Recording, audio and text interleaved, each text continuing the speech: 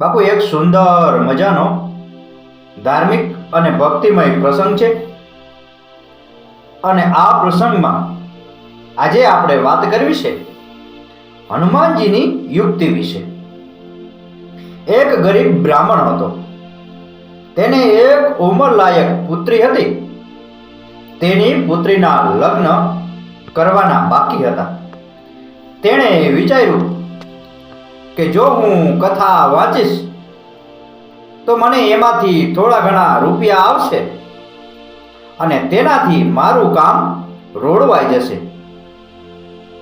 આ વિચારને ધ્યાનમાં રાખીને તે બ્રાહ્મણ ભગવાન શ્રીરામના મંદિરમાં બેસી ગયો અને કથા વાંચવા લાગ્યો. તેનો હેતુ એ હતો કે કથા સાંભળવા શ્રોતાઓ આવે કે ના આવે, પણ ભગવાન તો તેની કથા સાંભળશે ને. પંડિતજીએ કથા વાંચવાનું શરૂ કર્યું અને થોડા જ સમયમાં કથા સાંભળવા માટે શ્રોતાઓ આવવા લાગ્યા. પણ નામ માત્ર રૂપિયા થયા. પણ પંડિતજીને તેનાથી સંતોષ થયો. પંડિતજીએ સંતોષ માની લીધો અને પછી તો દરરોજ એ મંદિરમાં કથા વાંચવા જવા લાગ્યો. એક દિવસ એક ખૂબ જ કંજૂસ વેપારી મંદિરમાં આવ્યો. ભગવાનને પ્રાર્થના કરી, ભગવાનના દર્શન કર્યા અને ત્યારબાદ એ મંદિરની પરિક્રમા કરી રહ્યો હતો. અને ત્યારે તેને અંદરથી અવાજ આવતો સાંભળવા મળ્યો.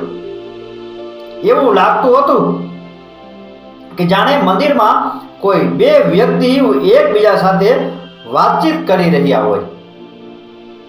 વેપારીએ ત્યાં કાન દઈ અને ધ્યાનથી સાંભળ્યું.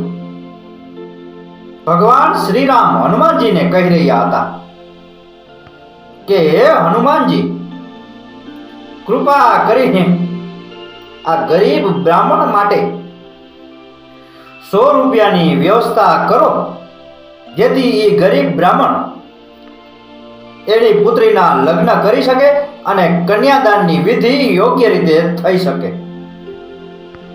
હનુમાનજીએ કહ્યું, ઠીક છે મહારાજ, આ માટે 100 રૂપિયાની વ્યવસ્થા જરૂર કરવામાં આવશે.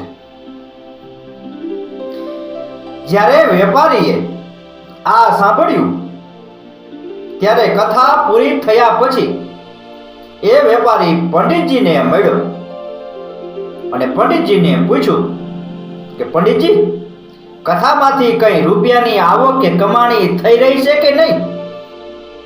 એટલે પંડિતજીએ કહ્યું, શેઠજી, કથા સાંભળવા ઓછા લોકો આવે છે, એટલે રૂપિયાની આવક પણ ઘણી ઓછી થાય છે. એટલે શેઠે કહ્યું, મારી એક શરત છે, જો એ શરત માનો તો તમારો બેડો પાર થઈ જશે. તમારે રોજ કથામાંથી જે કંઈ પણ કમાણી થાય એ મને આપી દેવાની. એ કમાણી મારી અને હું તમને 50 રૂપિયા રોજ આપતો રહીશ. પંડિતજીએ વિચાર્યું કે કથામાં રોજ એટલા રૂપિયા થતા પણ નથી, અને જો હું શેઠની શરત માની લઉં તો મને ઓછામાં ઓછા 50 રૂપિયા દરરોજ મળતા તો રહેશે. એટલે પંડિતજી શેઠની શરત સ્વીકારી લીધી. આ બાજુ શેઠે વિચાર્યું હતું કે ભગવાન શ્રીરામના આદેશનું પાલન કરવા માટે હનુમાનજી આ પંડિતજીને ચોક્કસપણે 100 રૂપિયા આપશે અને એ 100 રૂપિયામાંથી મને 50 રૂપિયાનો સીધો ફાયદો થઈ રહ્યો છે. લોભી લોકો ફક્ત પૈસા વિશે જ વિચારે છે. ભગવાનના શબ્દો સાંભળ્યા પછી પણ વેપારીએ ભક્તિ પર ધ્યાન આપ્યું નહીં, પરંતુ પૈસા પર ધ્યાન કેન્દ્રિત કર્યું. કથા પૂરી થયા પછી શેઠજી પંડિતજી પાસે ગયા અને તેમને પૂછ્યું કે તમારી પાસે આજે કથામાં કેટલા રૂપિયા થયા છે. વેપારીએ વિચાર્યું હતું કે હનુમાનજી તેને ભેટ તરીકે ચોક્કસ 100 રૂપિયા આપ્યા હશે. પંડિતજીએ કહ્યું કે આજે તો ફક્ત 5-7 રૂપિયા જ થયા છે. હવે શરતના કરાર મુજબ વેપારીએ પૂજારીને 50 રૂપિયા આપવા પડ્યા. પંડિતજીને હનુમાનજી 100 રૂપિયા ન આપ્યા એટલે શેઠને હનુમાનજી ઉપર ખૂબ જ ગુસ્સો આવતો હતો.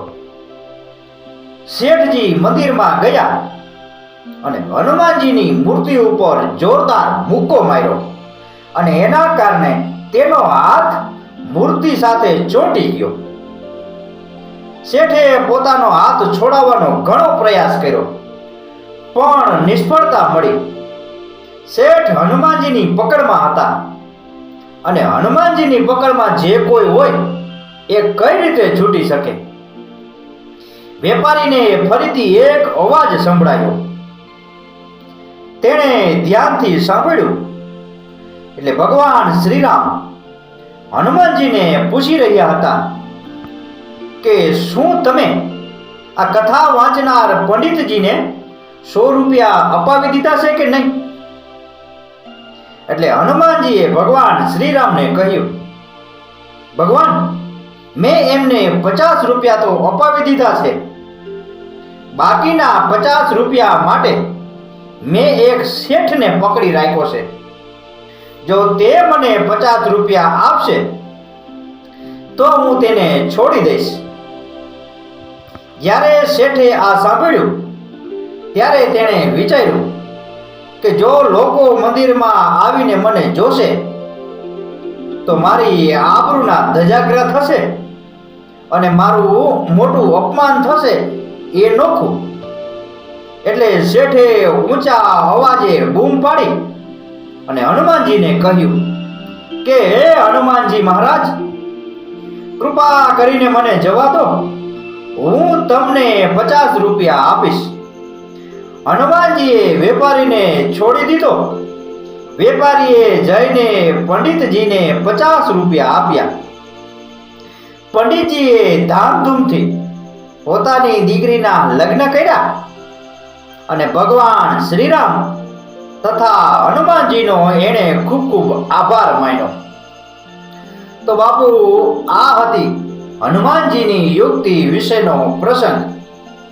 આ પ્રસંગ, આ કથા, આ વાર્તા પૂરેપૂરી સાંભળી એ બદલ આપનો ખૂબ ખૂબ આભાર. આપનો દિવસ શુભ રહે. મહાદેવ હર.